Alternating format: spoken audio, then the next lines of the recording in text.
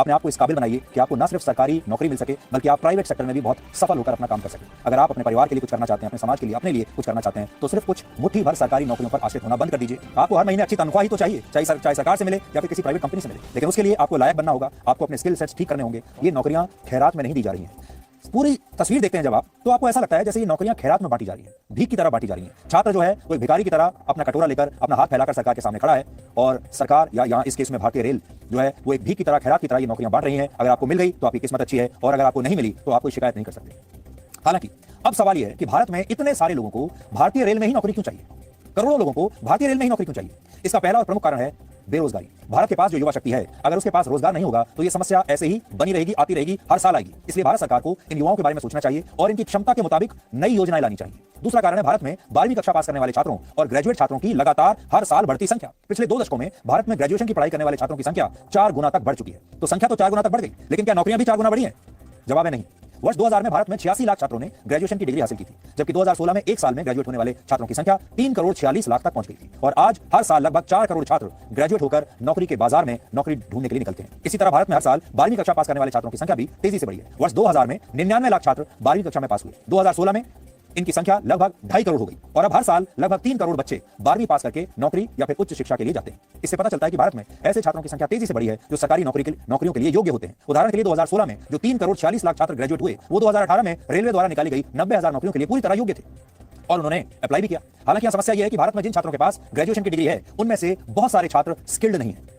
यानी हाल ही में आई एक रिपोर्ट के मुताबिक भारत में इस समय 54% ग्रेजुएट छात्र ऐसे हैं जो स्किल्ड नहीं है, और यही वजह है कि ऐसे छात्र भारतीय रेल की नौकरियों के लिए ज्यादा प्रयास करते हैं कि सरकारी नौकरी किसी भी तरीके से लग जाए, जान पहचान से लग जाए या किसी और तरीके से लग जाए। और वो इसलिए क्योंकि इसमें कठिन परीक्षा नहीं है और कोई खास टेक्निकल स्किल्स की भी आवश्यकता नहीं होती, और ये नॉन टेक्निकल जॉब्स होती हैं। और सबसे बड़ी बात ये कि ये पक्की नौकरी होती है, यानी ये वो छात्र हैं जिनके पास डिग्री तो है, लेकिन उनकी इस डिग्री का प्राइवेट सेक्टर में कोई महत्व नहीं है, क्योंकि उनके पास स्किल नहीं है। उनके पास डिग्री तो है लेकिन योग्यता नहीं है, और जैसी योग्यता उनके पास है उस योग्यता के आधार पर उन्हें और कहीं नौकरी मिल नहीं सकती। इसलिए वो चाहते हैं कि इसी परीक्षा में किसी तरह पास करके सरकारी पक्की नौकरी ले लें। यानी इस हिसाब से भारतीय रेल के सामने इंफ्रास्ट्रक्चर को बेहतर बनाने के लिए, अपनी सर्विसेज को बेहतर बनाने के लिए पैसा बचता ही नहीं। और ये कहानी सिर्फ भारतीय रेल की नहीं है, एयरलाइन के बिजनेस में भी आपने देखा होगा भारत सरकार ये घाटा उठा चुकी है। एयर इंडिया सबसे बड़ा उदाहरण है। एयर इंडिया को भी हमारे देश ने एक जॉब प्रोवाइडर बना दिया था, और इसमें लगभग 10,000 सरकारी कर्मचारी काम कर रहे थे, पक्की नौकरी थी, और एयर इंडिया का यह हाल हो गया। भारत में करीब 47 करोड़ लोग किसी न किसी की तरह की नौकरी करते हैं, लेकिन इनमें से सिर्फ 2 करोड़ 80 लाख लोग, यानी सिर्फ 3.5% लोग ही सरकारी नौकरियों में हैं।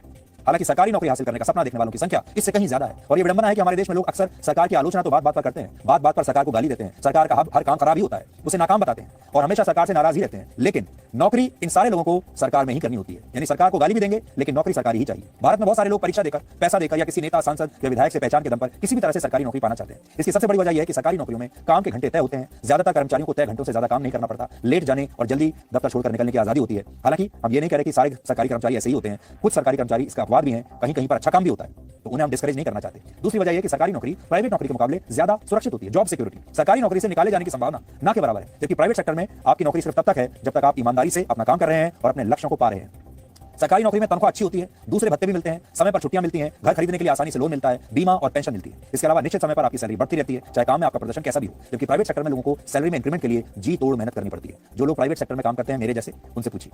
सरकारी नौकरियों की चाहत के पीछे एक बड़ी वजह रिश्वत भी है। सरकारी नौकरी में अगर पैसा कम भी हो तब भी कई कर्मचारी रिश्वत लेकर अच्छा खासा पैसा कमा लेते हैं। 2019 में एक सर्वे में हर 2 में से एक भारतीय ने माना था कि उन्होंने अपना काम करवाने के लिए सरकारी कर्मचारियों को रिश्वत दी। यानी सरकारी नौकरी में ऊपर की कमाई की संभावना हमेशा बनी रहती है, और ये ऐसी संभावना है जो सबको बड़ी हसीन लगती है। आज हम आपको कोचिंग माफिया के बारे में भी बताना चाहते हैं, जो इन छात्रों को झूठी उम्मीद दिखाकर सरकारी नौकरियों की तरफ आकर्षित करते हैं। भारत में 70 से ज्यादा ऐसे कोचिंग सेंटर्स हैं जो सरकारी नौकरियों की तैयारी कराते हैं, और ये धंधा बहुत मुनाफे वाला है, क्योंकि अगर छात्र कोचिंग लेने के बाद भी सरकारी नौकरी की परीक्षा में फेल हो गए तो इसके लिए छात्र खुद जिम्मेदार होते हैं।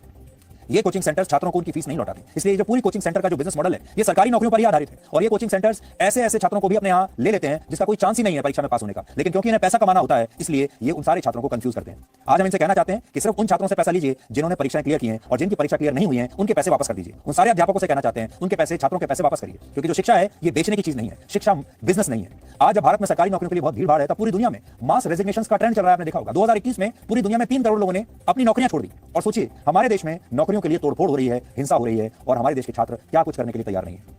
आखिर में हम अपने इन छात्रों से कहना चाहते हैं कि अपना स्किल सेट बढ़ाइए, परिश्रम कीजिए, अपने आप को इस काबिल बनाइए कि आपको न सिर्फ सरकारी नौकरी मिल सके बल्कि आप प्राइवेट सेक्टर में भी बहुत सफल होकर अपना काम कर सकें। अगर आप अपने परिवार के लिए कुछ करना चाहते हैं, अपने समाज के लिए, अपने लिए कुछ करना चाहते हैं, तो सिर्फ कुछ मुट्ठी भर सरकारी नौकरियों पर आश्रित होना बंद कर दीजिए। और इन कोचिंग सेंटर से हम ये कहना चाहते हैं कि ये कोचिंग सेंटर्स भी सरकारी नौकरियों के अलावा आपको प्राइवेट नौकरियों के लिए तैयारी करने का मौका दें, ताकि ज्यादा से ज्यादा लोगों को नौकरी, आपको नौकरी ही तो चाहिए, चाहे सरकार मिले या प्राइवेट मिले, आपको हर महीने अच्छी तनख्वाह ही तो चाहिए, चाहे सरकार से मिले या फिर किसी प्राइवेट कंपनी से मिले, लेकिन उसके लिए आपको लायक बनना होगा, आपको अपने स्किल सेट्स ठीक करने होंगे। तो आपने सुना कि सरकारी नौकरियां खैरात में नहीं बढ़ रही हैं, और आपको तो पता ही होगा कि सरकारी नौकरियों के लिए कितनी ज्यादा मेहनत करनी पड़ती है। तो एक बात बताओ यार, कि हम सरकारी नौकरियों के लिए इतनी ज्यादा मेहनत करते हैं तब जाकर हमें मिलती है, तो क्या हम वैसे प्राइवेट के लिए नहीं कर सकते हैं? चाहे जो भी काम हो, हम इसमें भी टॉप कर सकते हैं। इनफैक्ट हमें उससे अच्छा रिजल्ट मिलेगा, बशर्ते हमें खुद के ऊपर और अपने काम पे पूरा विश्वास होना चाहिए। अब इसके लिए तो सबसे पहले युवा को समझना होगा कैसे। यदि कोई खुद का काम करना है तो हमारे पास दो ऑप्शन होते हैं, first sources and second without sources. आज के टाइम में हर एक काम बिना पैसे के उतना पॉसिबल नहीं है, थोड़ी बहुत तो जरूरत पड़ेगी ही पड़ेगी। अब उसके लिए यूथ कंडीशन यानी जिनकी एज लगभग 18 प्लस अंडर 25, अब इस एज में युवा के पास उतने पैसे नहीं होते हैं और इस एज में बैंक लोन भी नहीं देता है। तो पैसों के लिए हमारे पास 4-5 सोर्सेस होते हैं, जैसे कि बैंक लोन नहीं मिलेगा क्योंकि उसके लिए बैंक भी कुछ न कुछ सिक्योरिटी मांगेगा, जो कि हमारे पास वो भी नहीं है। रिलेशन लोन वो भी नहीं मिलेगा क्योंकि जितने भी रिलेटिव हैं, जितने भी रिलेशन वाले हैं, वो तो ये सोचते हैं कि भाई आप जब कमाई नहीं रहे हो तो दोगे कहां से, और क्या पता आपका काम चले या ना चले। फ्रेंडशिप लोन मुश्किल है क्योंकि आपके सभी फ्रेंडों की एज सेम आप जैसी है और उनकी कंडीशन भी